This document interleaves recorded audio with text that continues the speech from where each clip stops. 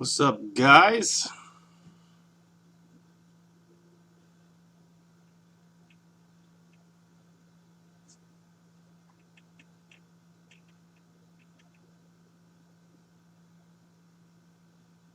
Just gonna wait a second.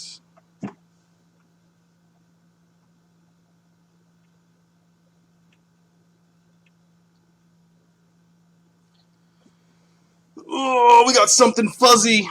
Number 2 tonight, going down in Walnut Creek area, 925. You guys should definitely be on to that. Look up Something Fuzzy 2 on Facebook. It's gonna be a good event tonight. It's a Virgin Warehouse venue. It's gonna be a lot of fun. It's gonna wait a little bit longer to let some people get in here, and then we will start right away.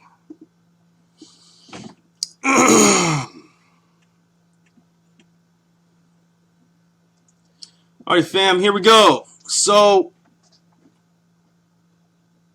yeah, you've made the decision you want to start DJing.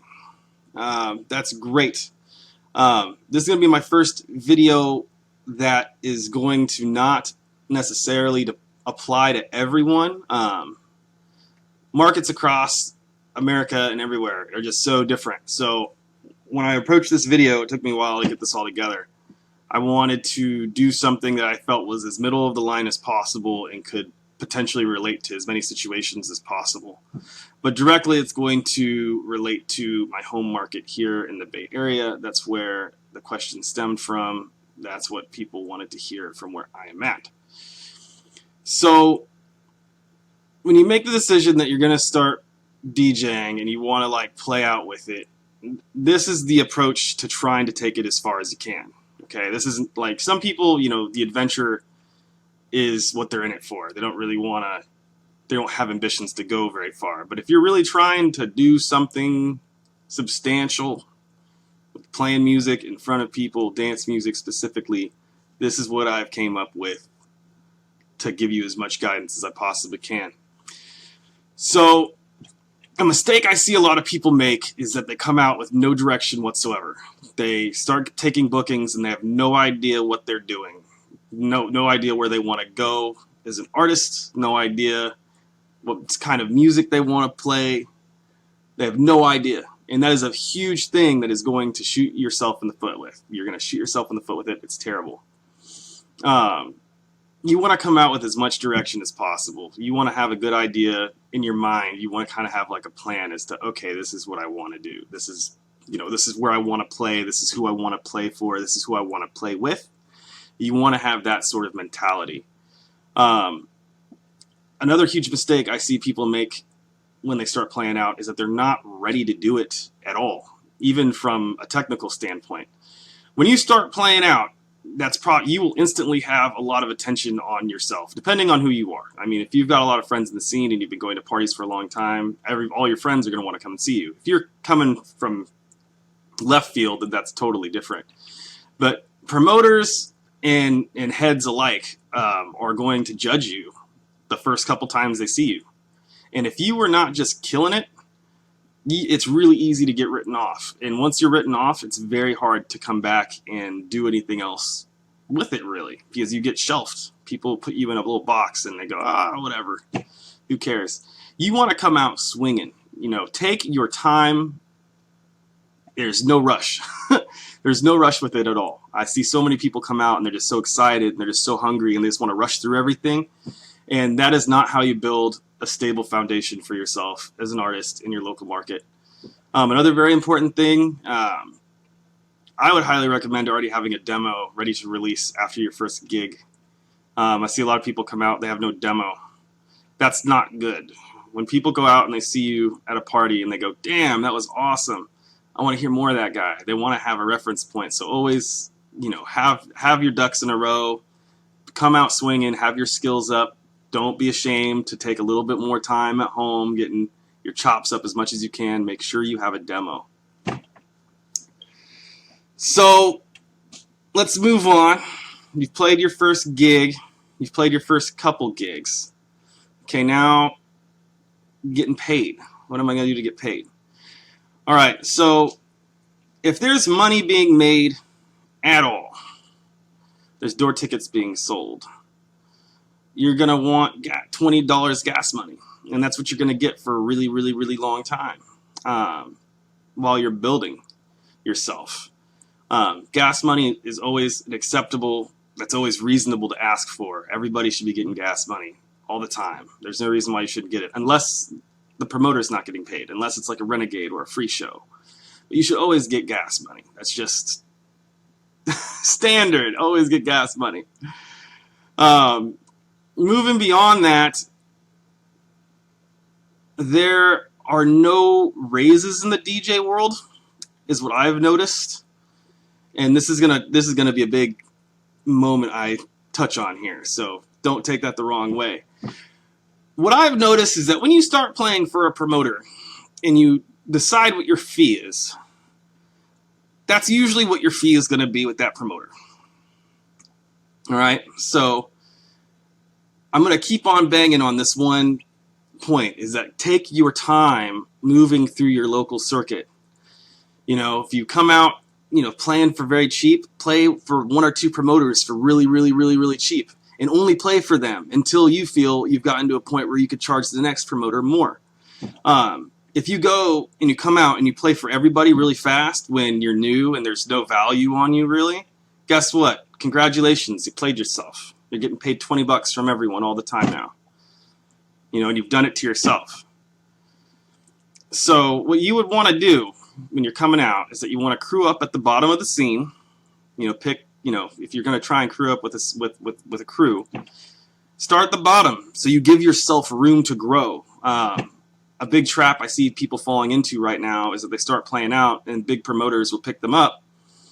And yeah, you get to play in front of a whole bunch of people, but you've just ruined a resource that could serve you better later, because now, you know, you're new and you're playing for a big promoter and they're paying you $20-ish.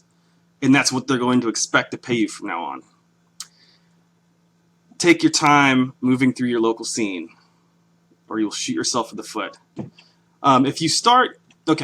If you've already done what I just said, if you've already played around the scene and you've shot yourself in the foot, I'm not here just to bring you problems. I'm here to bring you solutions. So if that happens, don't play for them. Take an extended hiatus from them so you can kind of reset yourself and get to work in other places trying to build your value. And that brings me to my next section of this, which is building value.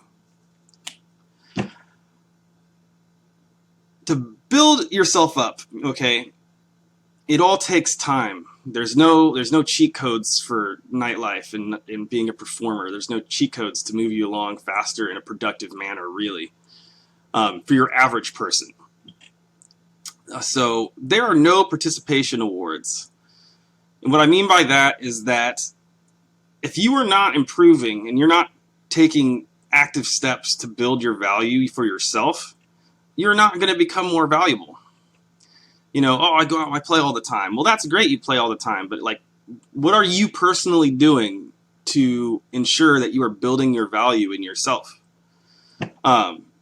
You want to document everything. You want to take pictures when you're playing. You want people to take pictures of you when you're playing. If you have access to a GoPro, record everything, take pictures of everything, save every flyer you get your name on, and make an album on your artist page or on your personal page and put every single flyer in there. And when the weekend's over, post all those pictures and post all of that video. So people see the impact that you're having and the response that you're getting. And hopefully you're moving forward, and the pictures and the videos all reflect that, and the flyers even reflect that with who you're playing with, who you're associating with, etc. Is your fan base growing? Are you getting tons of friend requests after you play gigs? Are people interacting with you more? Or is your reach growing on social media? All of this matters a lot in terms of how people view you, how promoters view you, and how promoters are going to establish, when they say, hey, what's your fee? And you tell them, it has to make sense. And so you want to make it make sense as much as you can. If you want to be reasonable all the time, and the money that you're charging promoters, needs to make sense, and you need to be able to explain why it makes sense. If they, I've been asked several times, okay, what makes you think you're worth that much? And I'm able to explain it. And a lot of time I'm able to make the promoter see, oh, that totally makes sense. This is what it's worth. And that's all good. So once again, there's no rush. Take your time, move slow. The quickest way you can screw yourself over is trying to move too quick and getting too excited and not calculating enough.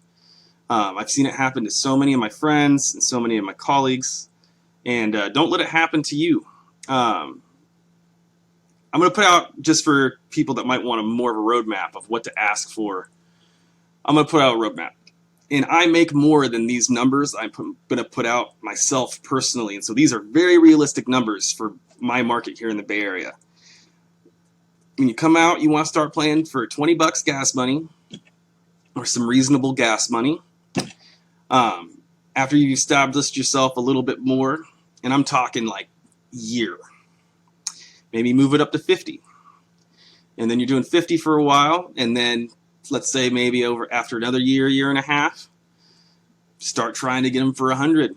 And make sure that you're ready to move up and it actually makes sense. Don't get impatient and think it's time for me to move up.